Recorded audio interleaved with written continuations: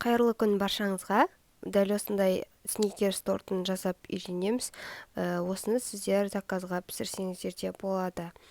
Ең алдымен жұмыртқаға қантты салып миксерлеп алуымыз қажет. 2 кесе болып көпіргеннен кейін үстіне сұйық майымызды қосып, тағда бір миксерлеп аламыз. Оның үстіне қопсытқышты какаоны салып, миксерлеп, біркелкі масса болғанша миксерлеп аламыз. Енді біз пешкамызды қосып қоюымыз қажет. Себебі жұмыртқа алмаса, бөлме температурасында көп тұрып қалуға болмайды. Себебі бисквит дұрыс көтерілмей қалуы мүмкін. Үстіне міндетті түрде ситадан өткізіп, ұнды қосып, араластырып аламыз.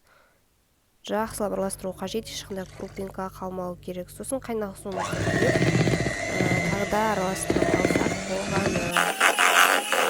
Сұйықтау масса шығады, бірақ бисквит жақсы көтеріледі. 30-40 минут бойы 180 градуста алдын ала қыздырылған пеште пісіріп аламыз.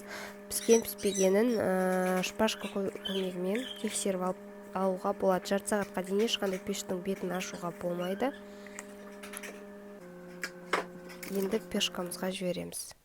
Менде осындай бисквит болып шықты. Енді мен оны 3-ке бөліп аламын. Сразу кескен кезде де үгітіліп, бөлініп, майдаланып кетпейтін жақсы бисквит болады. Содан кейін крем дайындауға кірісеміз. Ол үшін творожный сырға қант ұнтағын қосып, миксерлеп аламыз. Қант ұнтағы барлығы майдаланып, творожный сырға сіңіп кетуі қажет. Мұздатқышта тұрған сливкиді алып, сливки міндетті түрде салқын болуы қажет. Сыртқа шығарып қоюға болмайды. Сол кремге құятын кезде ғана шығарған дұрыс. Құйып, миксерлеп аламыз. Және де көп миксерлеуге болмайды. Сливки іріп кетуі мүмкін. Артынан із қалдыра бастағанда тоқтатуымыз қажет. Бізде осындай крем пайда болады. Қою өте дәмді крем болады. Одан кейін біз карамель істеуге кірісеміз. Карамельді мен вареная сгущенкамен арахистен жасадым. Нағыз карамельдің рецепті менің YouTube каналымда бар. Осылай жасасаңыздар да дәмді болып шығады. Енді біз тортты жинауға көшеміз. Ол үшін ең астыңғы бөлігін салып, осындай кальцио және ацетатный пленканы торт жинауға қолдансаңыздар, өздеріңізге ыңғайлы болады. Және де мен су және қантпен пропитка жасап алдым. Және де кремнің жартысын 3-тен 1-ін салып, арасына жағып, осылай қасықты майыстырып алсаңыздар да болады. Жағылған соң торттың 2-ші бөлігін саламыз. Тағда пропиткамен істеп алсаңыздар болады. Және де кремді жағамыз.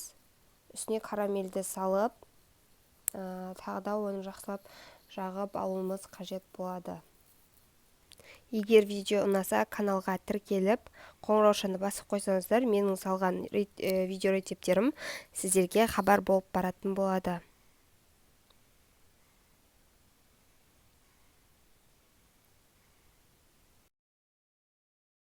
Дәл осылай жағып болған соң, ең соңғы бөлігін салып,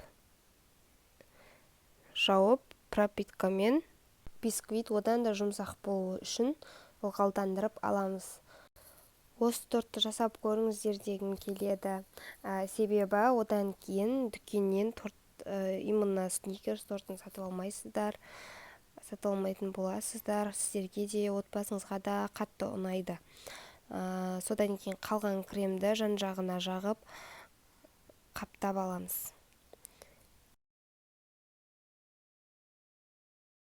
Жан-жағын дәл видеодағыдай толық қаптап болғаннан кейін кремі қатуы үшін холодильникке жіберетін боламыз. Біз ол уақытта шоколадты, сұйық майды және арахисті су моншасында ертіп алып, торттың бетіне подтеке жасай бастаймыз. Осылай жасап, төменге қарай шоколадты ағызып жібереміз. Легеннің үстіне пленканы қойып, сетканы қойып, тортты оның бетіне қоясыздар. Видеодағылай жасай бересіздер. шоколадымызды су моншасында еріткен соң ыстықтау болады. Біз оны ыстық күйінде торттың бетіне жағуға болмайды, себебі кремнің барлығын төменге ағызып алып кетеді. Сол үшін кішкене салқындатып алуымыз қажет болады. Холодильникке салып алсаңыздар болады, бірақ қатты қою болып қалса да дұрыс болып ақпайды. Және де жан-жағына жетпей қалған, ақ болып қалған жерлерге астынан алып, осылай жағып қойсаңыздар керемет болады. Және өздеріңіз қалағандай безендіре берсеңіздер болады. Мен асығыс болған соң сразу безендіріп кеттім. Сіздер холодильникке бір қойып алып, өздеріңіз қалаған безендірулерді жасай берсеңіздер болады. Жасап жатсаңыздар ас болсын, каналға тіркеліп лайк басуды ұмытпаймыз.